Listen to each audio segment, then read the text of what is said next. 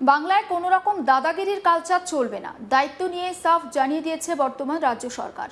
কোথাও কোনো রকম বেআইনি আর অবৈধ কাজের অভিযোগ এলে সঙ্গে সঙ্গে ব্যবস্থা নেওয়ার নির্দেশ দেওয়া হয়েছে পুলিশকে। এবার পুলিশের জালে এক তৃণমূল নেতা। ভোট চলাকালীন হিংসার একটি মামলায় গ্রেপ্তার পূর্ব বর্ধমানের চকদিঘিয়া অঞ্চলে তৃণমূলের অঞ্চল সভাপতি আজাদ রহমান। সূত্রে খবর, নির্বাচনের সময় জামালপুর এলাকায় একাধিক অশান্তি আর হিংসার অভিযোগ ওঠে। বেশ কিছু জায়গায় ভাঙচুর এবং মারধরের ঘটনায় আজাদ রহমানের নাম জড়ায়। তারপর থেকেই তার গতিবিধির ওপর নজর রাখছিল পুলিশ। অবশেষে উপযুক্ত প্রমাণের ভিত্তিতে তাকে গ্রেপ্তার করা হয়। একবার শোনায় ধৃত তৃণমূল নেতা আজাদ রহমানের বক্তব্য। কি কারণে পুলিশ তুললো জানি না, কখন তুলেছে? কালকে দুপুরবেলা। কি কারণে তুলছে কিছু মনে করতে পারছেন? আপনি কি ছিলেন? দাদা, আপনি কি পদে ছিলেন? এই চকদিঘি অঞ্চল সভাপতি।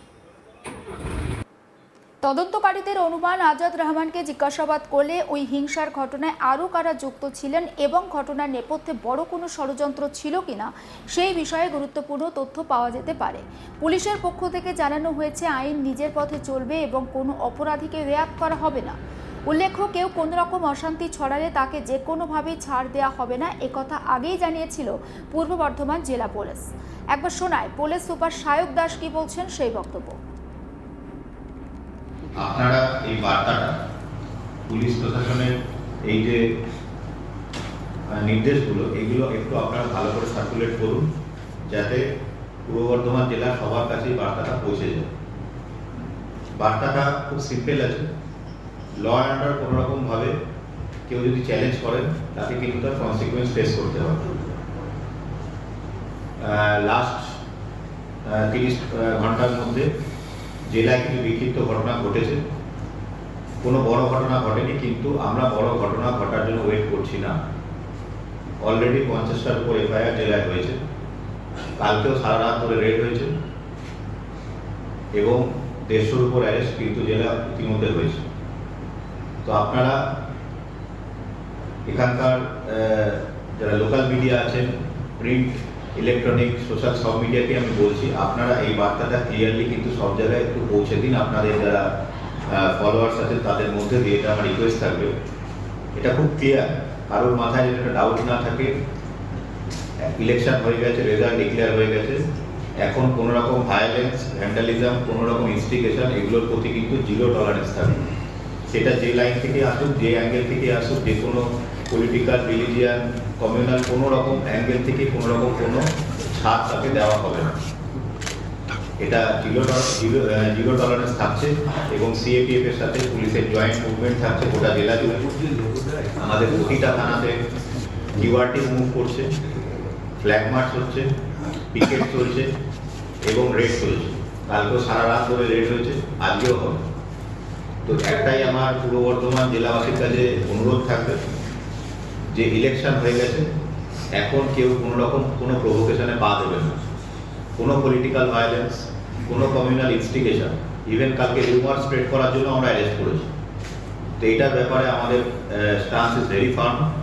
আমরা এখানে কোনো রকম কাউকে কোনো লেভারেজ, কোনো রকম কাউকে কোনো স্পেস দেব না, সেটা যে কোনো অ্যাঙ্গেল থেকে আসুক না কেন।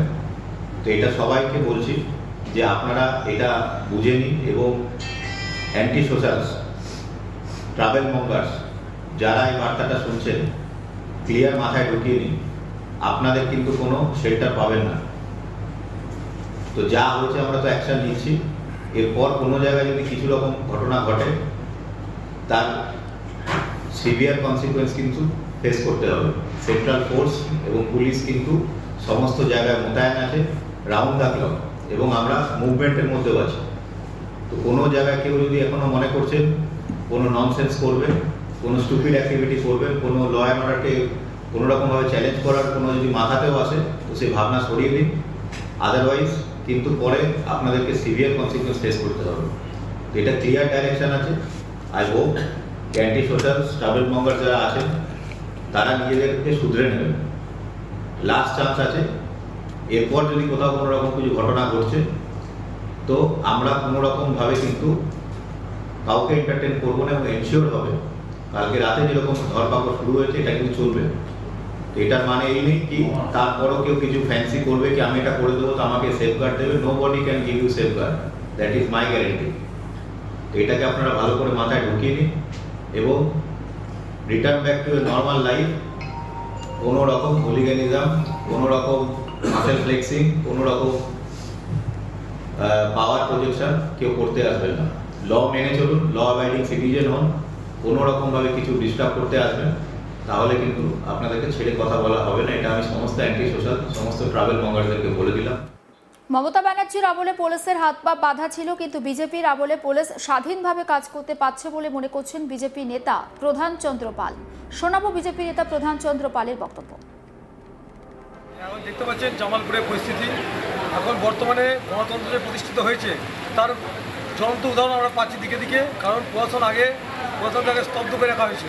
পুলিশ মন্ত্রী মমতা ব্যানার্জি যখন ছিল তখন পুলিশকে আঙুল ঘুরিয়ে কাজে লাগানো হতো, কিন্তু বর্তমানে ভারতীয় জনতা পার্টি যখন থেকে জিতেছে তখন থেকে পুলিশ ফ্রি হ্যান্ড কাজ করতে পারছে। আর জামালপুরের বুকে যে ঘটনাগুলো দেখতে পাচ্ছেন একের পর এক, শুধু এই দানি তাবড় গ্যাস করার পাশাপাশি সেখানকার আরেক মানে দাপুটে নেতা, যারা দাপুটে বলে পরিচিত হতো, মানুষের সমস্ত কিছু কেড়ে খেয়েছে, মানুষের অত্যাচার করেছে, সেরকম আজাদ রহমান তিনিও গ্রেপ্তার হয়েছেন। তাই আমরা ভারতীয় জনতা পার্টির পক্ষ থেকে বলতে চাই প্রশাসন এইভাবে স্বাধীনভাবে কাজ করুন এবং দোষীরা যারা পাপ কাজের সঙ্গে যুক্ত ছিল, যারা অপরাধমূলক কাজের সঙ্গে যুক্ত ছিল, তারা যেন অবিলম্বে গ্রেপ্তার হয় এবং জামালপুর শুধু নয় গোটা পশ্চিমবাংলা এবং শান্ত পরিবেশের বাতাবরণ তৈরি হয়, এটাই বলার আছে। তা দোষী ব্যক্তিদের আইনানুগ দাবি জানাচ্ছে ভারতীয় জনতা পার্টির পক্ষ থেকে। বাংলায় কোনো রকম দাদাগিরির কালচার চলবে না, দায়িত্ব নিয়ে একেবারে সাফ জানিয়ে দিয়েছিলেন মুখ্যমন্ত্রী শুভেন্দু অধিকারী।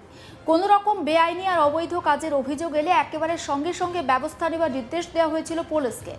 আর সেই ব্যবস্থা মতো পুলিশের জালে একজন তৃণমূল নেতা।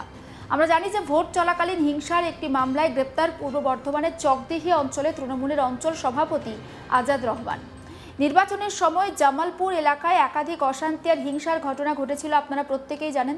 বেশ কিছু জায়গায় আমরা দেখেছিলাম সেই সময় ভাঙচুর হয়েছিল, মারধরের ঘটনা হয়েছিল এবং সেই মারধর আর ভাঙচুরের ঘটনায় আজাদ রহমানের নাম জড়ায়। তারপর থেকেই তার গতিবিধির ওপর নজর রাখছিল পুলিশ। অবশেষে উপযুক্ত তথ্য প্রমাণ হাতে পেয়ে পুলিশ তাকে গ্রেপ্তার করে এবং তদন্তকারীরা অনুমান করছেন আজাদ রহমানকে জিজ্ঞাসাবাদ করে ওই হিংসার ঘটনায় আরও কে বা কারা জড়িত ছিল, এটা কোনো চক্রের কাজ ছিল কিনা সেটাও কিন্তু খতিয়ে দেখা হবে। পুলিশের পক্ষ থেকে জানানো হয়েছে আইন নিজের পথে চলবে, কোনো অপরাধীকে আর রেয়াত করা হবে না। কেউ কোনো রকম অশান্তি ছড়ালে তাকে কোনোভাবেই ছাড় দেওয়া হবে না, এ কথা আগেই কিন্তু জানিয়েছিল পূর্ব বর্ধমান জেলা পুলিশ। এখন আপনাদেরকে শোনাই পুলিশ সুপার ঠিক কি বলেছেন সে বক্তব্য। আপনারা এই বার্তাটা পুলিশ প্রশাসনের এই যে নির্দেশগুলো এগুলো একটু আপনারা ভালো করে সার্কুলেট করুন, যাতে পূর্ব বর্ধমান জেলার সবার কাছেই বার্তাটা পৌঁছে যায়। সমস্ত আপডেট পৌঁছে দেবো আপনাদের কাছে, নজর রাখুন আজ তাক বাংলা, সাবস্ক্রাইব করতে ভুলবেন না।